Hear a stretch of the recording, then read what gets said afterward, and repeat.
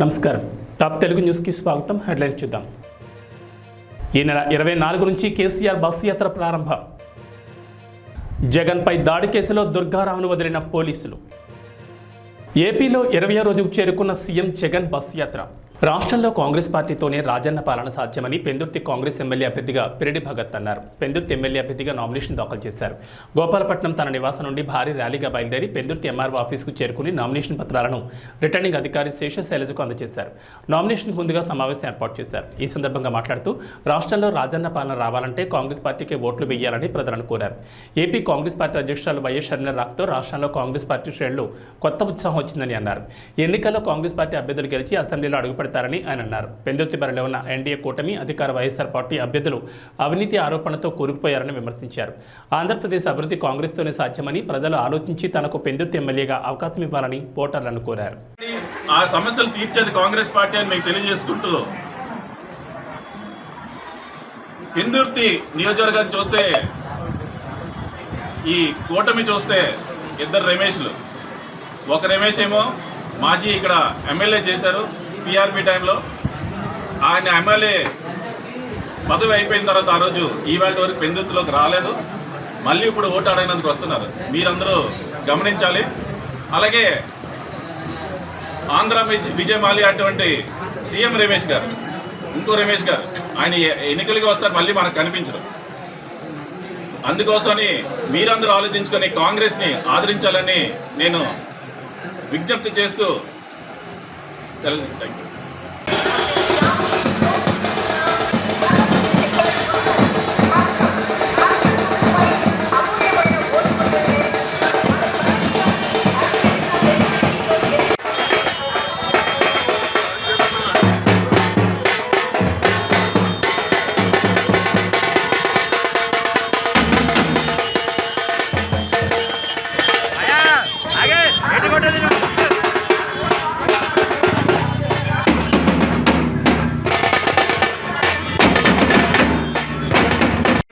ఆ సమస్యలు తీర్చేది కాంగ్రెస్ పార్టీ అని మీకు తెలియజేసుకుంటూ, పెందుర్తి నియోజకవర్గాన్ని చూస్తే, ఈ కూటమి చూస్తే ఇద్దరు రమేష్లు. ఒక రమేష్ ఏమో మాజీ ఇక్కడ ఎమ్మెల్యే చేశారు పిఆర్పి టైంలో. ఆయన ఎమ్మెల్యే పదవి అయిపోయిన తర్వాత ఆ రోజు ఈవేళ వరకు పెందుర్తిలోకి రాలేదు. మళ్ళీ ఇప్పుడు ఓటు అడగనందుకు వస్తున్నారు. మీరందరూ గమనించాలి. అలాగే ఆంధ్ర విజయ్ మాల్యా అటువంటి సీఎం రమేష్ గారు, ఇంకో రమేష్ గారు, ఆయన ఎన్నికలకి వస్తారు, మళ్ళీ మనకు కనిపించరు. అందుకోసమని మీరందరూ ఆలోచించుకొని కాంగ్రెస్ని ఆదరించాలని నేను విజ్ఞప్తి చేస్తూ థ్యాంక్ యూ. నంద్యాల జిల్లా డోన్ పట్టణంలోని వైఎస్ఆర్సీపీ కార్యాలయంలో మంత్రి బుగ్గన సమావేశం నిర్వహించారు. ఈ సందర్భంగా మాట్లాడుతూ డోన్ నియోజకవర్గం టీడీపీ అభ్యర్థి కోట్ల ప్రెస్ కాన్ఫరెన్స్ పెట్టి ఎక్కడో ఏమో యాక్సిడెంట్ జరిగితే అది నాకు సంబంధించిన కారని ఆరోపణ చేయడం ఎంతవరకు న్యాయమన్నారు. రాజకీయ అనుభవం ఉన్న వాళ్ళు ఏమైనా మాట్లాడేటప్పుడు ఏం జరిగిందని నిజానిజాలు తెలుసుకుని మాట్లాడాలని మంత్రి బుగ్గన ప్రశ్నించారు. ఈ కార్యక్రమంలో నాయకులు పాల్గొన్నారు. డోన్ తెలుగుదేశం ఎమ్మెల్యే అభ్యర్థి కోట్ల సూర్యప్రకాష్ రెడ్డి గారు ఒక ప్రెస్ కాన్ఫరెన్స్ పెట్టి ఏదో ఎక్కడో యాక్సిడెంట్ జరిగిందని, ఆ యాక్సిడెంట్ నాకు సంబంధమని, ఏదో మా పని మనుషులు పూర్వపరమని అన్నారని, ఎవరో సూసైడ్ చేసుకున్నారని. ప్రకాష్ రెడ్డి గారు, మీరు సీనియర్ కదండి, మీరు సీనియర్, దాదాపు 75 ఏళ్ళు దగ్గర. మీరు ఏదన్నా కానీ ఒక రిపోర్ట్ మీ నోటీస్కి వచ్చినప్పుడు మీరు దాన్ని జాగ్రత్తగా స్టడీ చేసి నిజాలేమని చెప్పి కనుక్కొని మాట్లాడాలి. కానీ ఏది కనుక్కోకుండా ఎక్కడో ఏమో పేపర్లో ఎవరో ఏదో రాసినారని చెప్పి పేపర్ క్లిప్పింగ్ చూసుకొని ప్రెస్ కాన్ఫరెన్స్ అడ్రస్ ఇస్తే, నిజం చెప్పాలంటే అనుభవం ఉన్న రాజకీయ నాయకులు, అంటే ఎస్పెషల్లీ మంత్రి పదవులు అట్లా చేసిన వాళ్ళు ఎప్పుడు కూడా ప్రెస్ కాన్ఫరెన్స్ పెట్టే ఉన్నారా 1-2 సార్లు ఫ్యాక్ట్స్ కనుక్కుంటారు. ఎందుకంటే ఫ్యాక్ట్స్ కనుక్కోకుండా ఊరికనే మాట్లాడితే అది నానా పులి వచ్చే కథ టైప్ అయిపోతుంది. మనం ఒక బాధ్యత గల పోస్టులో ఉన్నప్పుడు ఎప్పుడైనా కానీ మనం ఏం మాట్లాడినా కూడా దాని వెనకాల నిజాలేమి అనేది ఖచ్చితంగా మనకు ఎవరో ఊరికే చెప్పి మనం ఏదో చెప్పిన మాటలు విని మనం మాట్లాడేది చాలా పొరపాటు. ఒకసారి పబ్లిక్ మనం మాట్లాడే దాని మీద నమ్మకం కోల్పోతే మళ్ళా రాదు. ఎమ్మిగనూరు కేంద్రంలోని టీడీపీ కార్యాలయంలో టీడీపీ పట్టణ కార్యదర్శి దామా నరసింహులు సమావేశం ఏర్పాటు చేశారు. ఈ సందర్భంగా మాట్లాడుతూ ఎమ్మిగనూరు మాజీ municipal chairman Butta Rangaiah YSR party కార్యాలయంలో ప్రెస్ మీట్ నిర్వహించడం జరిగింది. ఆ ప్రెస్ మీట్లో కర్నూలు ఎంపీ సంజీవ్ కుమార్పై అసభ్య పదజాలంతో మాట్లాడడం చాలా విడ్డూరంగా ఉందన్నారు. తిక్క మాటలు మాట్లాడితే సహించేది లేదని హెచ్చరించారు. నాలుగు కోస్తానని మాట్లాడారు. బుట్టా రంగయ్య నీవెంత పోటీ మాగాడవో మాకు తెలుసు, నువ్వెంత నీ బతికెంతని అన్నారు. మాజీ మున్సిపల్ చైర్మన్ బుట్టా రంగయ్య వాళ్ళ పార్టీ ఆఫీసులో ఒక ప్రెస్ మీట్ నిర్వహించడం జరిగింది. ఆ ప్రెస్ మీట్లో కర్నూలు గౌరవ ఎంపీ సంజయ్ కుమార్ గారి గురించి అసభ్య పదజాలంతో మాట్లాడడం జరిగింది. రాజకీయ క్షేత్రంలో ఉన్నప్పుడు విమర్శలు అనేవి సర్వసహజము. అయితే ఆరోగ్యకర వాతావరణంలో విమర్శలు అనేవి ఉండాలా. వాళ్ళ నాయకుడు జగన్మోహన్ రెడ్డి గారు మాటలోనే ఇతరులు కూడా మాట్లాడుతున్నాడు. సంజీవ్ కుమార్ గారిని చిల్లర మల్లర మాటలు తిక్క మాటలు మాట్లాడితే నేలకు తెగ కోస్తానని చెప్పి ఆయన మాట్లాడడం జరిగింది. బుట్టా రంగయ్య, నువ్వు ఎంత పూట మోగాడు మాకు తెలియదా? నేలకేసేంత కోసేంత మునగాడివా నువ్వు? ఒకసారి నీ చరిత్ర గురించి ఎన్నో ప్రజలకు తెలుసు. మళ్ళొకసారి నేను గుర్తు చేస్తా. కొన్ని కళ్యాణమంటపము అధ్యక్షుడిగా ఉండి కొన్ని కళ్యాణమంటపాన్ని వ్యభిచార అడ్డాగా, తాగుబోతుల అడ్డాగా మార్చి 14 సంవత్సరాల మైనర్ బాలకి మీద నువ్వు లైంగిక దాడి చేస్తే ఆ రోజు ఉన్నటువంటి పోలీస్ అధికారి నీ మీద ఫోర్త్ చట్టం కింద కేసు నమోదు చేయడానికి రంగం సిద్ధం చేసినప్పుడు ఎమ్మెల్యే కేశవరెడ్డి గారు అడ్డుపడి మా పరువు పోతుందని చెప్పి ఆ కేసు నుండి కాపాడడం జరిగింది. ఆ రోజు టీవీ ఇతర కొన్ని ఛానల్లో స్క్రోలింగ్ వచ్చింది. 1-2 పేపర్లో కూడా న్యూస్ రావడం జరిగింది. నెలకు ₹1,00,000 జీతం తీసుకొని మురళికి ఏమైనా సాయం చేశారా మీరు మీ పార్టీ తరఫున? మరి సంజీవ్ కుమార్ ఏం చేశామని అడుగుతున్నావు. మేము చేస్తాం, మరి నువ్వేం చేశావు? నీ భార్య ఏం చేసింది? నీ ఎమ్మెల్యే ఏం చేశావు? కాబట్టి మేము దయచేసి ఒకటే చెప్తున్నాం, ఏదైనా కానీ విమర్శగా ఉండాలి. కానీ నాలుకలు తల్లులు నష్టమైతే ఇక్కడ ఎవరు చూస్తూ ఉండేవాళ్ళు లేరు. అదేవిధంగా ఇంకొక విషయం, బుట్టా రంగయ్య గారు ప్రెస్ మీట్ లో కూర్చొని ఆయన పట్టణ అధ్యక్షుడిని పరిచయం చేసుకుని 33వ వార్డు కౌన్సిలర్ సోదరాన్ని పేరేమని అడుగుతున్నాడు. ఆయనేమో అధ్యక్షుడే, నీ కౌన్సిలర్ పేరే నీకు తెలియదు, నువ్వు నాయకుడువా? నీ ధ్యాస, ఈ మనసు అమ్మాయిల మీద ఎప్పుడు ఏడైతుందా, మందు తాగుదామా, దీన్ని బతుకు, ఇది నీ అనాకారం. నువ్వు రాజకీయాలు మాట్లాడతావా? సిగ్గు వస్తున్నాయా? చేనేతకు మేము సిగ్గుపడుతున్నాం. ఎన్నెన్నో చేనేతల పరువు తీసినటువంటి దౌర్భాగ్యుడివి, దరిద్రుడివి నువ్వు. గన్నవరంలో స్థానిక తహసీల్దార్ కార్యాలయంలో వైఎస్ఆర్సీపీ ఎమ్మెల్యే అభ్యర్థి వల్లభనేని వంశీమోహన్ సతీ సమేతంగా నామినేషన్ దాఖలు చేశారు. ఈ సందర్భంగా మాట్లాడుతూ వైఎస్ఆర్సీపీ ఎమ్మెల్యే అభ్యర్థిగా ఈరోజు నామినేషన్ వేయడం జరిగిందన్నారు. మూడోసారి కూడా హ్యాట్రిక్ కొడతామన్న నమ్మకం ఉందన్నారు. బ్రహ్మలింగే చెరువు రిజర్వాయర్ పనులు 90% పూర్తయ్యాయని, కొన్ని ఆటంకాల వల్ల పనులు పెండింగ్లో ఉన్నాయన్నారు. గన్నవరం అసెంబ్లీ నియోజకవర్గం నుంచి వైఎస్ఆర్ కాంగ్రెస్ పార్టీ అభ్యర్థిగా నేను ఈరోజు నామినేషన్ ఫైల్ చేయడం జరిగింది. ఇంకొక సెట్ ఈ నెల 25వ తారీఖున నామినేషన్ ఫైల్ చేస్తాం.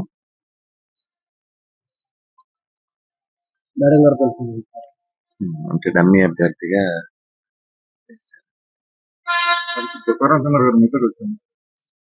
నేనే ఆయనతో కలిసి పనిచేస్తా. మీకన్నా అభ్యంతరమా?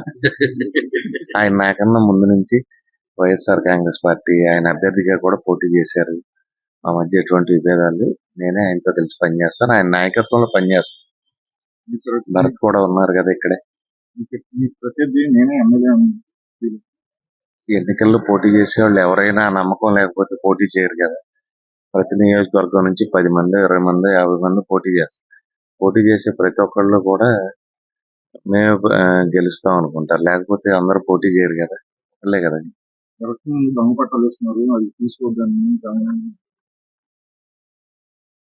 ఎక్కడ జరగలేదు. ఇదంతా కూడా పచ్చ మీడియాను వీళ్ళ గొడవ ఎట్లా ఉంటుందంటే, బ్రహ్మలింగం చెరువుకి రిజర్వాయర్ కింద శాంక్షన్ చేయించి, నేను డబ్బులు శాంక్షన్ చేయించి 90% పని అయిపోయింది. వీరపనేనిగూడెం స్థానికులు ఎవరో దాని మీద కోర్టుకు వెళ్ళడం మూలాన కొంతకాలం ఆగింది. అంతే తప్పితే రిజర్వాయర్ పనులు కానీ 90% అయిపోయింది. ఇప్పుడు కొత్తగా వచ్చిన వాళ్ళు ఏం చెబుతారు, ఆ చెరువు తెలియదు, రిజర్వాయర్ తెలియదు, దానికి ఎవరు డబ్బులు శాంక్షన్ చేయించారో తెలియదు, మేము చేపిస్తామని చెబుతారు కొత్తగా. అంటే ఇదివరకట్లో కొంతమంది ఉండేవాళ్ళు, రేపు ఎల్లుండో ప్రభుత్వం ఒక పని చేస్తుందంటే ముందు రోజు ధర్నాకు కూర్చునేవాళ్ళు కొంతమంది, కొన్ని పార్టీల వాళ్ళు. అట్లా ఈ మధ్య కొంతమంది ఏంటంటే అయిపోయే పని మేము చేస్తామని చెబుతారు. మేము చేసిన పనిని ఫైనల్ స్టేజ్లో ఉండగా మేము చేస్తామని చెబుతారు. ఇదివరకట్లో లాగే ఇళ్ల పట్టాలు ఎంఆర్ఓ గారులు కానీ లేకపోతే స్థానికంగానే ఇచ్చేవి కాదు. అవన్నీ కూడా సెంట్రల్ సర్వర్లో state government Jaganmohan Reddy garu photo పెట్టి రాష్ట్ర ప్రభుత్వం అధికారికంగా ఇస్తా ఉంది. ఇదివరకులాగా ఇచ్చినటువంటి ఫిజికల్ పొజిషన్ సర్టిఫికేట్లు కానీ పట్టాలు కానీ కాదు. అవన్నీ కూడా సెంట్రల్ సర్వర్లో ఉండి వాటికి ఆధార్ నంబరు, కేఆర్ఐ నంబరు, అట్లాగే లేఅవుట్ నంబరు అన్నీ కూడా ఎంటర్ చేసి వచ్చేవి. కాబట్టి అట్లా జరగటానికి అసలు ప్రసక్తి లేదు. గన్నవరం బాపులపాడు మండలాల్లో 12,600 ఇళ్ల పట్టాలు అంటే అర్హులైన వాళ్ళందరికీ కూడా రెడీగా ఉన్నాయి. ఎలక్షన్ కోడ్ రావటం మూలాన వాళ్ళు ఇవ్వలేకపోయారు. అధికారుల దగ్గర ఉన్నాయి, ఎన్నికల తర్వాత వాళ్ళు ఇస్తారు. సిద్దిపేట జిల్లా గజ్వేల్ మున్సిపల్ పరిధిలోని ఫంక్షన్ హాల్ ఏర్పాటు చేసిన బీఆర్ఎస్ పార్టీ ముఖ్య కార్యకర్తల సమావేశంలో మాజీ మంత్రి హరీష్ రావు, మెదక్ పార్లమెంట్ అభ్యర్థి వెంకట్రామరెడ్డి, ఎమ్మెల్సీ యాదవ్ రెడ్డి, మాజీ ఎఫ్టీసీ చైర్మన్ వంటేటి ప్రతాప్ రెడ్డి, మాజీ మార్కెట్ కమిటీ చైర్మన్ మాదా శ్రీనివాస్ పాల్గొన్నారు. ఈ సందర్భంగా మాజీ మంత్రి హరీష్ రావు మాట్లాడుతూ రాష్ట్ర ముఖ్యమంత్రి మెదక్లో మరోసారి మూర్ఖత్వాన్ని చాటుకున్నారన్నారు. ఎన్నికల్లో ఇచ్చిన హామీలను నిలదీస్తే ప్రశ్నలకు సమాధానం చెప్పలేక అసహనంతో మాట్లాడుతున్నారని అన్నారు. ఇప్పుడేమో గజ్వేల్ అభివృద్ధి ఇందిరాగాంధీ హయాంలో అయిందని అంటున్నారు. గజ్వేల్కు సిద్దిపేటకు రైలు తెచ్చింది కేసీఆర్, 3 యూనివర్సిటీలు తెచ్చింది కేసీఆర్. ఉద్దేశపూర్వకంగానే మాపై నిందలు వేస్తున్నారని అన్నారు. ఆ పాత రాతి యుగం మాటలు బంద్ చేసి కళ్ళు పెద్దవి చేసుకొని చూడు రేవంత్ రెడ్డి. మెదక్లో ఏం అభివృద్ధి జరిగిందో నీకు కనబడుతుంది. కాంగ్రెస్ ప్రభుత్వాలు మెదక్ను జిల్లా కేంద్రం చేయాలని కోరితే మీరు పట్టించుకోలేదు.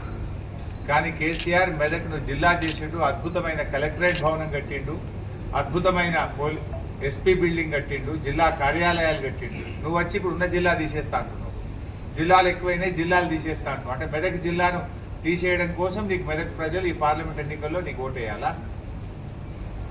గత ప్రభుత్వాలు సింగూరు జలాలు హైదరాబాద్కి అప్పచెప్పి మెదక్ జిల్లా ప్రజల నోరు కొట్టింది. కానీ కేసీఆర్ గోదావరి జలాలను, కృష్ణా జలాలను హైదరాబాద్కి ఇచ్చి సింగూరు జలాలను మెదక్ నిజామాబాద్ జిల్లా కాకపోతే నీ ఐహెచ్ చేసిండా? ఎవరు చేసిండ్రు?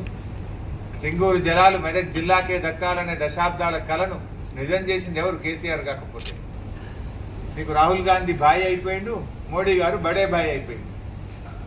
రాహుల్ గాంధీ ఏమో అదాని మంచోడు కాదంటాడు, నువ్వేమో అదాని ముద్దొస్తుందంటావు. అర్థమైతలేదా? ఇప్పుడు ఎవరితో దోస్తానే చేస్తున్నారు? వాస్తవాలు మాట్లాడు. అసెంబ్లీ ఎన్నికల ముందంటే రేవంత్ రెడ్డి పిట్టల దొరవలో మాట్లాడితే అప్పుడు పాపం ప్రజలు కొంతవరకు నమ్మిండ్రు. కానీ ఒక్కసారి మోసం చేయగలుగుతావు రేవంత్ రెడ్డి గారు, నువ్వు ప్రతిసారి మోసం చేయలేవు. ప్రజలను ఒక్కసారి అంటే మోసం చేయగలుగుతావు కావచ్చు. ఏదని బాండ్ పేపర్లు వంచి 9వ తారీఖు నాడు 2 లక్షల రుణమాఫీ. నిడదవోలు మండలం విఘ్నేశ్వరం, గోపారం గ్రామాల్లో ఎన్నికల ప్రచారాన్ని నిడదవోలు నియోజకవర్గ శాసనసభ్యులు శ్రీనివాస్ నాయుడు ప్రారంభించారు. ఈ సందర్భంగా మాట్లాడుతూ దేశంలోని ఏ రాష్ట్ర ముఖ్యమంత్రి చేయనంత అభివృద్ధి సంక్షేమ పథకాలను అందిస్తోంది వైఎస్ జగన్మోహన్ రెడ్డి ఒక్కరేని తెలిపారు. కుల మత రాజకీయాలకు అతీతంగా లంచాలకు తావు లేకుండా పేదలకు అందిస్తున్న సంక్షేమ పథకాలు, చేసిన అభివృద్ధి పనులే వైఎస్ఆర్సీపీ పార్టీకి ఘన విజయాన్ని అందిస్తాయన్నారు. 2 ఓట్లు ఫ్యాన్ గుర్తుకే వేయాలని ఓటర్లను అభ్యర్థించారు.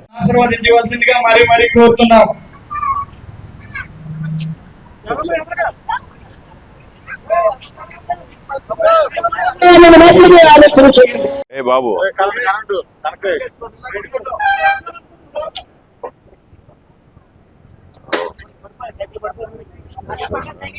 Thank you.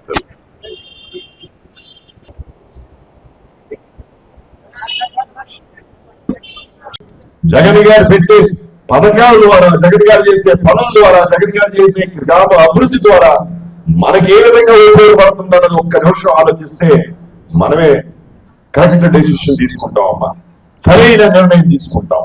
జగన్ గారు కూడా అదే చెప్తా ఉన్నారు, మీ ఇంట్లో మంచి జరుగుంటే నాకు మద్దతు ఇవ్వండి అని చెప్తా ఉన్నారు. అదే నిదానంతో మేము కూడా ఇక్కడ మీ ముందుకు వచ్చాం. ఈ రోజు ఏదో జనసేన టికెట్ ఇచ్చారని మళ్ళీ గతంలాగా మనం తప్పు చేయకూడదు. అభివృద్ధి కోసం నిరంతరం కృషి బడుగు బలహీన వర్గాలు చెప్పాలమ్మా నిలుస్తూ మన గతంలో గడప గడపకి వచ్చాను, అందరినీ కూడా కలిసారు. మన జిఎస్ రావు గారి తనయుడు వైఎస్. Thank you. ఇదే విధంగా రాబోయే 5 సంవత్సరాల్లో ఇంకా కూడా అనేక పనులు చేసుకునే అవకాశం మనకు వస్తామా. జగన్ గారు సీఎం గా ఉండి నేను ఇక్కడ ఎమ్మెల్యేగా ఉంటే మరి ఈ అవకాశం మనం పోగొట్టుకోకూడదమ్మా. బాగున్నారమ్మా, నమస్తే. 2 ఓట్లు ఇస్తారమ్మా, ఒకటి ఎంపీది అమ్మా పోనీ డాక్టర్ గూడు శ్రీనివాస్ గారు ఎంపీగా పోటీ పెడతారు, 2 ఎమ్మెల్యేదమ్మా నేను శ్రీనివాస్ నాయుడు గారు. 2 కూడా ఫ్యాన్ గుర్తు కొట్టేసి మరి జగన్ గారిని ముఖ్యమంత్రి చేసుకుందాం, నన్ను ఎమ్మెల్యేగా చేయమని కోరుతా ఉన్నాం. నమస్తే, బాగున్నారమ్మా. బాగున్నారా తల్లి?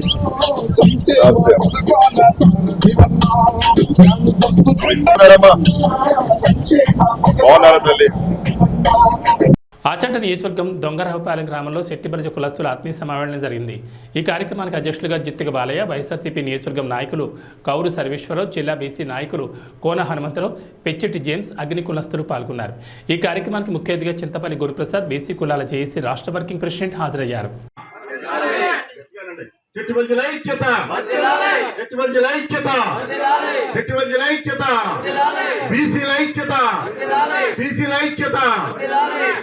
జగన్, జై జగన్.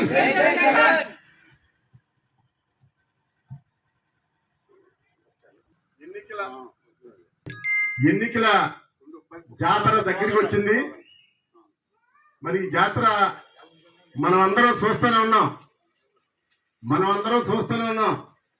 గతంలో చెట్టుబల్జీ కులస్తులకి, గౌడాస్కి కానీ తోటి బీసీలకు కానీ పదవులు ఇచ్చిన వాళ్ళు లేరు.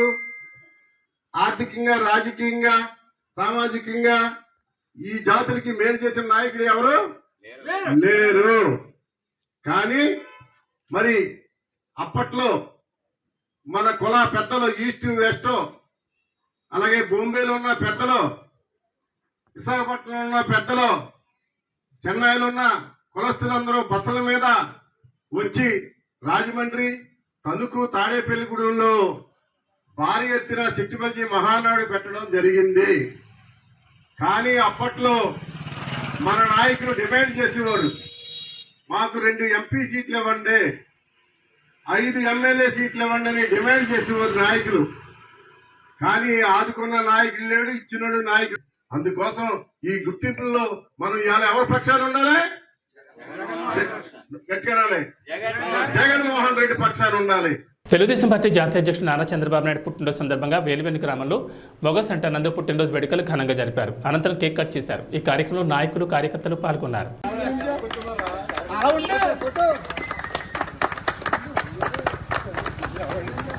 జై తెలుగుదేశం, జై తెలుగుదేశం, నాయకత్వం, జై తెలుగుదేశం, జై తెలుగుదేశం, జై తెలుగుదేశం, జై తెలుగుదేశం, యశరాగర్ నాయకత్వం, యశరాగర్ నాయకత్వం, యశరాగర్ నాయకత్వం, చంద్రబాబు గారి నాయకత్వం, లోకేష్ బాబు గారి నాయకత్వం. అనంతపురం జిల్లా బుక్కరాయ సముద్రం మండలం వడియంపేట గ్రామానందు గల 85 వరల్డ్ స్కూల్కు ప్రభుత్వం నుండి అనుమతులు మంజూరు చేశారని స్కూల్ చైర్పర్సన్ సిహెచ్ కామేశ్వర్ తెలిపారు. ఈ సందర్భంగా మాట్లాడుతూ నాణ్యమైన విద్యను అనంతపురం విద్యార్థులకు అందించాలనే సదుద్దేశంతో అనంతపురంలో ఈ విద్యా సంస్థను స్థాపించడానికి ముఖ్య ఉద్దేశమని అన్నారు. తల్లిదండ్రుల నుంచి మంచి స్పందన ఉందని హర్షం వ్యక్తం చేశారు. కానీ కొంతమంది 85 వరల్డ్ స్కూల్ను అనంతపురంలో కాకుండా అడ్డుకోవడానికి ఎన్నో విశ్వప్రయత్నాలు చేశారని, కానీ న్యాయం, ధర్మం ఎప్పుడు విజయం సాధిస్తుందని అన్నదానికి నిదర్శనంగా అధికారులు నిబంధనలకు లోబడి అనుమతులు మంజూరు చేశారని అన్నారు. Kameshwari 85 world school chairperson. I'm very happy to see all of you here and for your presence also.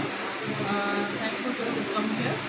And I have worked in Anantapur 10 years back in corporate school as a principal, and I have seen among the parents that they want to provide for their children quality education, and that is not getting from the schools. So 85 world school అనేదాన్ని 85 world school ఇప్పుడు ఒక ప్రత్యేకత ఉంది. Almost all ఇండియాలో 42 సిటీస్లో 90+ schools 36,000 మంది విద్యార్థులతో నడుస్తుంది. దానికి ఒక ప్రత్యేకమైన బ్రాండ్ ఉంది. అండ్ ఎడ్ఫై వరల్డ్ స్కూల్లో ఎస్పెషల్లీ ఆటపాటలకు అలాగే క్వాలిటీ ఎడ్యుకేషన్కి, ఆల్రౌండ్ డెవలప్మెంట్కి, స్కిల్ డెవలప్మెంట్కి ఇంపార్టెన్స్ ఇస్తారు. సో ఎడ్ఫై వరల్డ్ స్కూల్ అనంతపూర్లో స్థాపించడానికి వచ్చినప్పుడు చాలామంది తల్లిదండ్రులు మాకు ఎంతో ఆనందాన్ని వ్యక్తపరుస్తూ ఎంతో సహాయం అలాగే ఎంతో సపోర్టివ్గా నిలబడ్డారు. బట్ కొంతమంది ఎడ్ఫై వరల్డ్ స్కూల్ని అనంతపూర్లో రానివ్వకుండా చేయడం కోసం పర్మిషన్ ఇవ్వడం జరిగింది. దానికి అధికారులకు ప్రత్యేక ధన్యవాదాలు తెలుపుకుంటున్నాను. అదేవిధంగా మేము ఎడ్ఫై వరల్డ్ స్కూల్ నుంచి క్వాలిటీ ఎడ్యుకేషన్ ప్రొవైడ్ చేస్తామని చెప్పేసి, అలాగే ఎంతోమంది తల్లిదండ్రులు ఎడ్ఫై వరల్డ్ స్కూల్లో వాళ్ళ పిల్లల్ని చేర్చడానికి ఆసక్తి పరుస్తూ వచ్చినందుకు వాళ్ళందరికీ కూడా ధన్యవాదాలు తెలియజేస్తూ మాకు కష్టకాలంలో మమ్మల్ని మేము ఇబ్బందులు పడినప్పుడు మాకు సపోర్ట్ చేసిన మిత్రులకి, శ్రేయోభిలాషులకి, పాత్రికేయులకి, అలాగే మా స్టాఫ్ మెంబర్కి అందరికీ ధన్యవాదాలు తెలియజేస్తాం.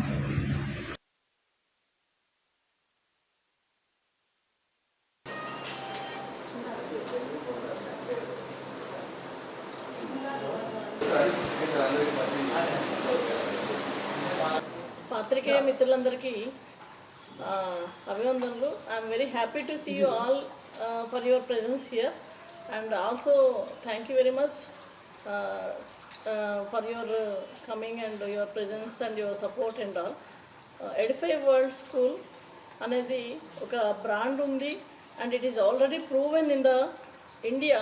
It has more than 90 schools in 40 cities, more than 36,000, and also it has good holistic development and all-round development providing to the children, and also it is proven in almost all Andhra and Rayalaseema areas. So I have worked in Anantapur 10 years back, and I as a principal, and I have seen among the parents that to provide a quality education to their children, and which they are unable to get, though they are paying good amount of fees to the corporate schools. So we decided to establish Edify world school in Anantapur. And అనంతపూర్లో Edify world school వచ్చినందుకు తల్లిదండ్రులందరూ కూడా ఎంతో సంతోషించి, చాలామంది ఎడ్ఫై world school వచ్చినందుకు మా ఆఫీస్కి వచ్చి మాకు సపోర్ట్ చేస్తూ వాళ్ళ పిల్లల్ని మా స్కూల్లోని జాయిన్ చేయడం కోసము ఎంతో సంతోషాన్ని అలాగే ఆతృతను వ్యక్తపరుస్తున్నారు. బట్ చాలామంది ఎడ్ఫై వరల్డ్ స్కూల్ని రానివ్వకుండా చేయడం కోసం ఎన్నో ప్రయత్నాలు చేశారు. ఎన్ని విశ్వ ప్రయత్నాలు చేసినా ఎప్పటికీ ధర్మం న్యాయం గెలుస్తుందని చెప్పేసి ఈరోజు మేము నిబంధనలకు లోబడి అన్ని డాక్యుమెంట్స్ కూడా గవర్నమెంట్కి ప్రొవైడ్ చేయడం వలన అధికారులు మాకు అనుమతి మంజూరు చేశారు. అనుమతి మంజూరు చేయకుండా ఉండడం కోసం, మాకు అనుమతి రాకుండా ఉండడం కోసం చాలామంది చాలా విశ్వ ప్రయత్నాలు చేశారండి.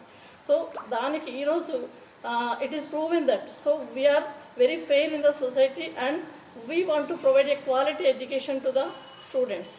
So ఈరోజు ఎవరైనా అంటే మాతో పాటు చాలామంది పత్రికేయ మిత్రులు ఉన్నారు, అదేవిధంగా తల్లిదండ్రులు ఉన్నారు, శ్రేయోభిలాషులు ఉన్నారు, అలాగే మా స్టాఫ్ ఉన్నారు. వీళ్ళందరూ కూడా మాకు ఎన్ని ఇబ్బందులు వచ్చినా కూడా 2 months నుంచి సో ఆల్మోస్ట్ అందరూ అనంతపురం జిల్లాలో, అనంతపురం నగరంలో అందరికీ తెలుసు ఎడ్ఫై వరల్డ్ స్కూల్ని ఎన్ని ఇబ్బందులకి ఎవరెవరు గురి చేస్తున్నారు అన్నది. ఎన్ని ఇబ్బందులు పడినా కూడా చాలామంది తల్లిదండ్రులు, మిత్రులు, శ్రేయోభిలాషులు, పాత్రికేయులు, అలాగే మా స్టాఫ్ అందరూ కూడా మాకు ఎంతో ధైర్యాన్ని ఇస్తూ మాకు సహకరించినందుకు, మాకు సహాయం చేసినందుకు ధన్యవాదాలు తెలియజేస్తున్నాను. అలాగే అధికారులు కూడా అన్ని నిబంధనలకు లోబడి ఉన్న ఎడ్ఫై వరల్డ్ స్కూల్కి అనుమతి ఇచ్చినందుకు కూడా వాళ్ళకి ప్రత్యేక ధన్యవాదాలు తెలియజేసుకుంటున్నాను. Thank you very much. యాక్చువల్గా sir January 28th I have paid for challan to the government. So నేను 30th నేను అప్లోడ్ చేశానండి. 30th నేను అప్లోడ్ చేసినప్పటికి కూడా ఈరోజు వరకు పర్మిషన్ ఎందుకు రాలేదన్నది అది నేను అదే చెప్తున్నాను. అడ్డుకోవడానికి ఎన్నో విశ్వ ప్రయత్నాలు జరిగాయి అన్నది.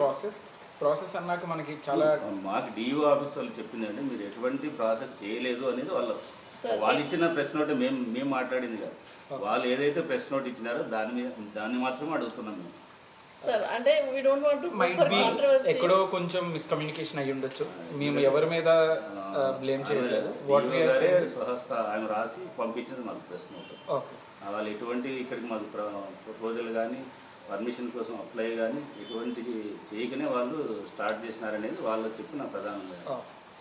31st January డెడ్ లైన్ అండి. ఆ టైంకే మనం పర్మిషన్ కోసం అప్లై చేయడం జరిగింది. అయితే ఇట్స్ ఏ ప్రాసెస్. డెఫినెట్లీ ఆ ప్రాసెస్కి కొంచెం టైం పట్టింది. ఓవర్ ది టైం మనకి అన్నీ ఉన్నాయి కాబట్టి త్రూ డిప్యూటీ డిఓ గారు, ఆర్జేటీ గారు అందరూ ఇన్స్పెక్షన్ చేశారు అండ్ అన్నీ ఉన్నాయని. ఏబీ బులెటిన్ విశేషాలు. నమస్కారం.